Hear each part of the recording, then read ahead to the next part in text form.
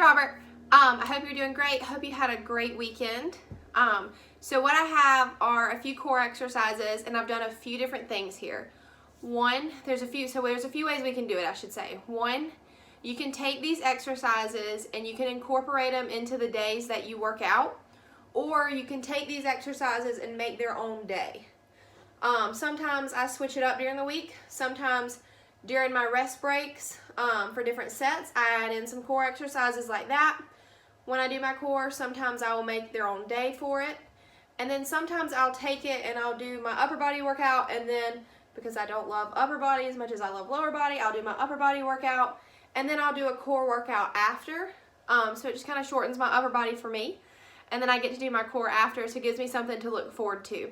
So there's a few ways that you can do that.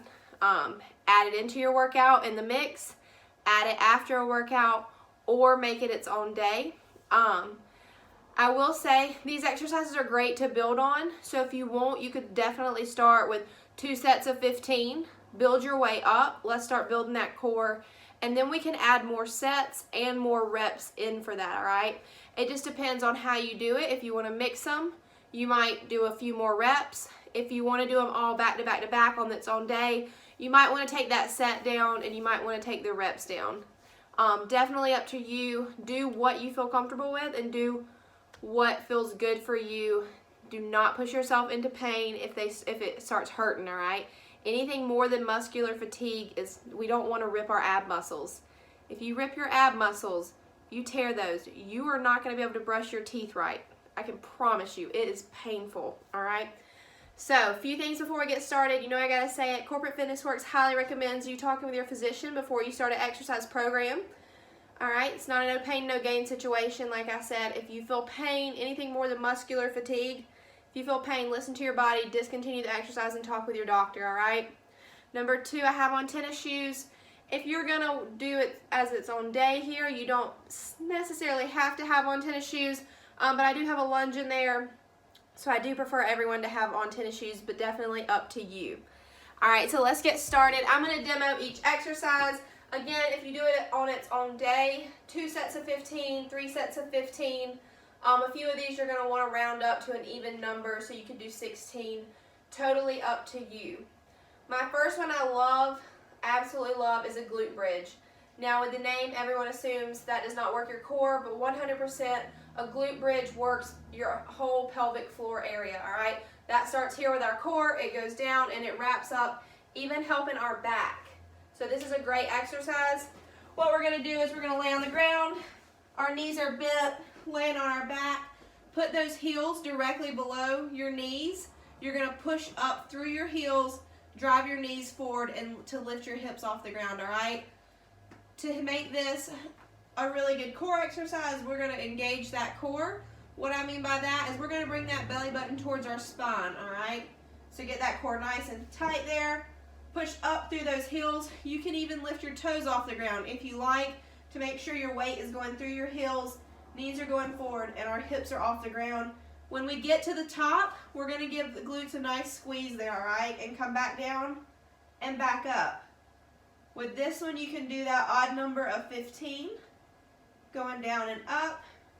Again, keep that core engaged as we go, all right?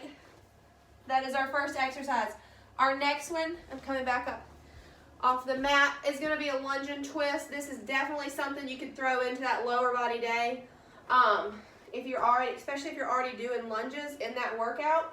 What you're gonna do here is go down into that lunge, knees 90-degree angle. You are gonna twist to the side and pop back up, all right?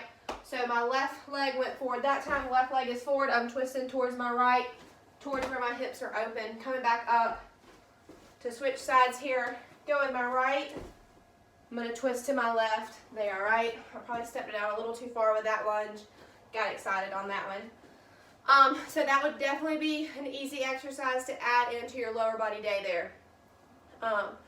The next one is a single leg stretch. Back down on the ground. For this one, especially if you have lower back pain, you're going to want to find what feels comfortable for you, all right? So we want our lower back touching the ground. Do not let it arch off the ground, all right? That's going to cause some lower back pain if we let it arch. So engage that core. This is very similar to our bicycle crunches, but we're going to leave our shoulder blades on the ground, all right? So we're not crunching our upper body up here. You're going to bring your legs up, bent at that 90-degree angle.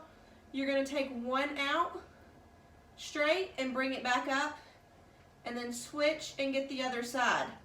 You can do 1 and 1, 2, 2, so really it'd be 30 total, all right, with that one, if that's how you prefer to do it. Or take it to 16 and go 1, 2, however you prefer with that one, but get comfortable. That may mean having your hands under your butt for support there. Whatever feels comfortable for you. Try to make it a nice, slow, and controlled motion as you go out. Again, engage that core, bring that belly button towards our spine. If you find your back is arching and it's causing some pain, skip over this one, all right? And we can always work up to this one at a later date if we want to circle back around to it.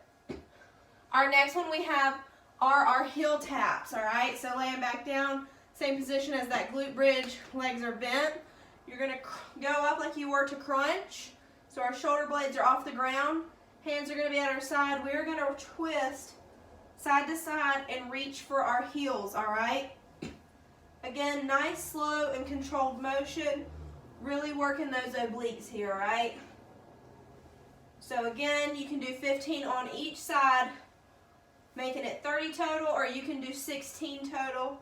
Do what feels good for you, all right?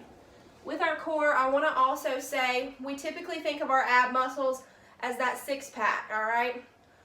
Our core is so much more than that. So we can break it down. We have our upper, which would be those upper two. We have our lower, which would be the bottom two of the six-pack. We can also do a six-pack workout, which would hit all, both upper and lower. We have our obliques. And we also have our complete core, which is going to hit all six, and our obliques here, all right? So our obliques are on our side. We want to make sure with a lot of these workouts that we're hitting different areas. A few of them are going to be complete, all right? So we're going to hit all of them. So those heel taps that we were doing are hitting those sides right here. Those obliques muscles. Definitely going to help with our back too if you have any low back pain, because we're strengthening those muscles to help with that back support, all right? Our next one are going to be twist crunches. So again, hitting those obliques there, all right? So we're back down on the ground. You're going to bring your legs up in that 90-degree bend. Hands are behind your head. You're going to twist up and bring that right elbow to that left knee and go back down. Same thing, left elbow to right knee. Or you can leave your feet on the ground if that helps you not arch your back. And then you're just going to come up and twist. So you want to actually make contact if your feet are on the ground, but it will help support your back a little more there, all right? So again, crunching up, we're going to bring that left shoulder blade off the ground, going for that right leg. Bring the right shoulder blade off the ground, twist into the left side there, all right? Our next one that we have are scissors. So we're going to really work on those lower abs with this one. If you liked the leg lowers, the leg raises from the 500 challenge, I think you'll like this one as well. So with the scissors, again, no arch in that lower back, so that might mean having your hands here by your side. Find what feels comfortable for you, all right? You're going to bring your feet off the ground. So whatever, find that level of comfort for you. It might be 6 inches and it might be 12 inches, all right? That's probably more than 12 up there. But find where it feels comfortable for you, where you're not arching that lower back, all right? You're going to take one leg higher than the other. It's going to come on top of it. You're going to twist it back out and rotate them, all right? With one going on top and over and one going on the bottom and under. A different view of that here. Legs are off the ground. And we're going side to side there, alternating which one goes on top. When you add to this one later down the road and you want a little more of a challenge, bring those shoulder blades up off the ground, all right, for those scissors. We'll definitely add a challenge in there as well. Our next one are dead bugs. This is going to work that complete core area, all right? Hands are straight up. We're going to bring those knees up and bent so legs are off the ground. I'm going to start with my left hand, right leg. I'm going to take one out. Left leg, right leg, left arm is going out. Bring it back up to center. Extend the other side. Right arm, left leg.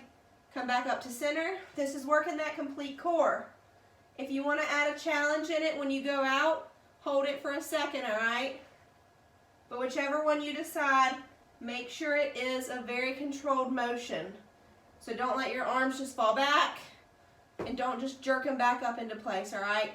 Nice, slow, and controlled motion will help you stabilize that core. And our last one are flutter kicks. So with flutter kicks, again, find what feels comfortable for you and your back. Hands are by your side. Hands are tucked underneath you. Find where that level of comfort is for your legs, for the height on your legs. And you're going to take one leg up at a time, alternating which leg is going straight up and down, all right? You can also change how fast and how high you go, all right?